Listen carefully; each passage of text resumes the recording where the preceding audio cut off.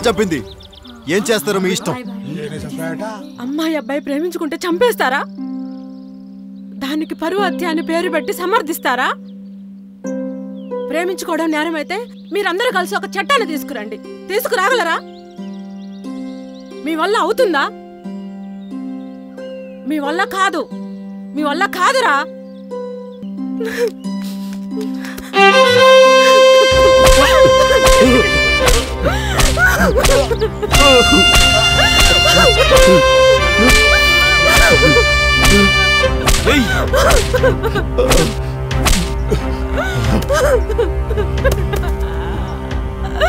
పరువు పరువు అన్నావు, ఇప్పుడేమైంది? ఇంతమంది చూస్తుండగా గుడ్డను బాదినట్టు బాధాను. ఇప్పుడేమైందిరా నీ పరువు? మనిషికి కావలసింది పరువు కాదురా, మానవత్వం. మనిషిని మనిషిలాగా చూడండి, పశువులను చూసినట్టు చూడకండి. పక్షులు చూసి నేర్చుకోండి, ఐకమత్యం అంటే ఏంటో తెలుస్తుంది. జంతువులు చూసి నేర్చుకోండి, సంఘీభావం ఏంటో అర్థమవుతుంది. మారండిరా, మనుషుల్లా బతకండిరా. వీళ్ళు మారరు, పరువు అనే జబ్బుతో బతికేస్తున్నారు. వీళ్ళు మారాలంటే ఆ పరువుకి వైద్యం చేసి దూరం చేయాలి. అప్పుడన్నా మనుషులా బతుకుతారు. అమ్మా, ఇది తప్పు చేసి చట్టం నుంచి తప్పించుకుని తిరిగే క్రిమినల్స్ ప్రాణం తీస్తుంది. తీసుకోండి, వాడండి. ఏం జరిగినా నేను చూసుకుంటాను. వద్దు బాబు, ప్రాణం పోసే శక్తి నాకు లేనప్పుడు ప్రాణం తీసే అధికారం నాకు లేదు. వీడు చనిపోయి చాలాసేపు అవుతుంది.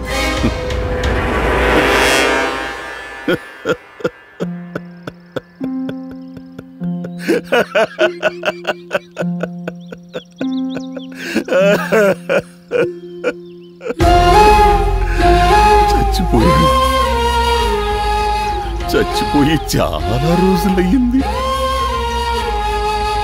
ఎప్పుడో చచ్చిపోయాను.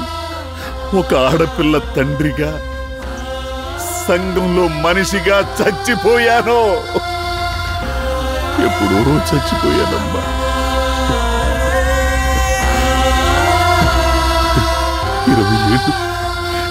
20 ఏళ్ళు కంటికి రెప్పలాగా ప్రాణానికి ప్రాణంగా పెంచుకున్న నా కన్న కూతురు మమ్మల్ని కాదని 2 నెలల క్రితం పరిచయమైన ముక్కు మొహం తెలియనోడితో తిరుగుతున్నప్పుడే చచ్చిపోయాను. ఇదిగో ఈ జనమే, చంపాలి చంపాలి అంటున్న ఈ జనమే కూతుర్ని సక్రమంగా పెంచలేని చవట అన్నప్పుడు అప్పుడే చనిపోయాను.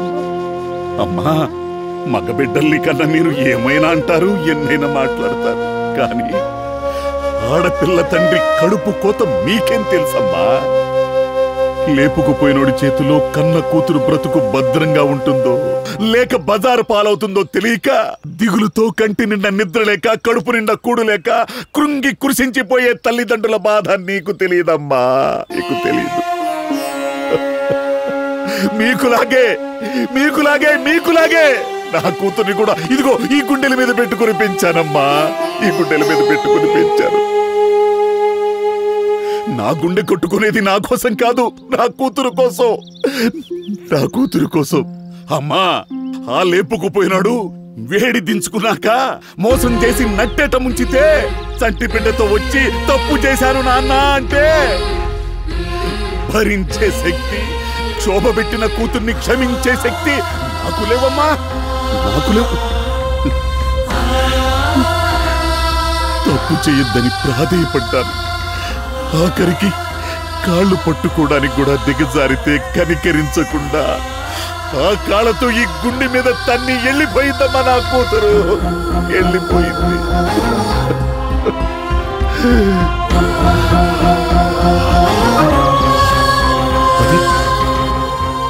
నీ కూతురు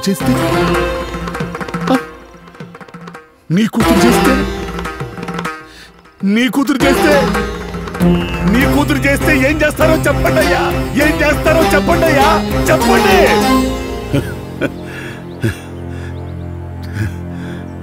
చెప్పలేరు, కానీ నేను చెప్తాను. తరతరాలుగా సంపాదించుకున్న గౌరవ మర్యాదల్ని పరువు ప్రతిష్టల్ని మంట కలిపింది. అది ఉంటే ఎంత పోతే ఎంత అనుకున్నాను. దాని పుట్టుకకు కారణం నేనే, దాన్ని చావుకి కారణం నేనే, చంపింది నేనే. నేనే నేనే చంపింది నేనే. గౌరవ మర్యాదలు అనేవి మనం కనిపించగానే ఒక నమస్కారం పెట్టి ఒక చిరునవ్వు నవ్వే 2 ముక్కలు మాట్లాడటం కాదు. ఆ నమస్కారం మన సంస్కారానికి అయి ఉండాలి. ఆ చిరునవ్వు మన వ్యక్తిత్వం కోసం అయి ఉండాలి. ఆ మాట్లాడే 2 ముక్కలు మన కుటుంబం కోసం అయి ఉండాలి. అంతేగాని వీడంత ఎదవ లేడు, వీడంత నీచుడు లేడు, వీడంత దరిద్రుడు లేడు అని అనుకోకూడదు.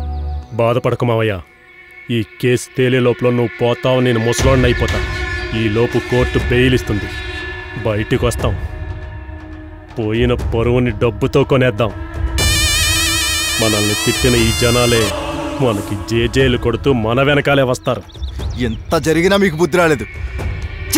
ఏం పతుకులరా మీవి? హత్యలు చేయించడం, బెయిల్ తెచ్చుకోవడం ఇది ఇప్పటి ఆచారం కాదురా, తరతరాలుగా వస్తుంది. కొత్తగా వచ్చావు, నువ్వేం చేస్తావురా? చట్టానికి కొత్తగా వచ్చు, వ్యవహారానికి చాలా పాత. వీడేం చేస్తానని పిచ్చివాగుడు వాగితే నా పవర్ ఏంటో చూపిస్తా. కొత్త అనే పదానికి అర్థం తెలిసేలా చేస్తా. చట్టానికి భయపడని ఇటువంటి వాళ్ళని వదలకూడదు. వీళ్ళకి వేసే శిక్ష ఫ్యూచర్ జనరేషన్స్ కి ఒక ఎగ్జాంపుల్ లా ఉండాలి. ఫ్యూచర్ లో ఇంకెవ్వరూ ఇలాంటి తప్పు చేయకూడదు.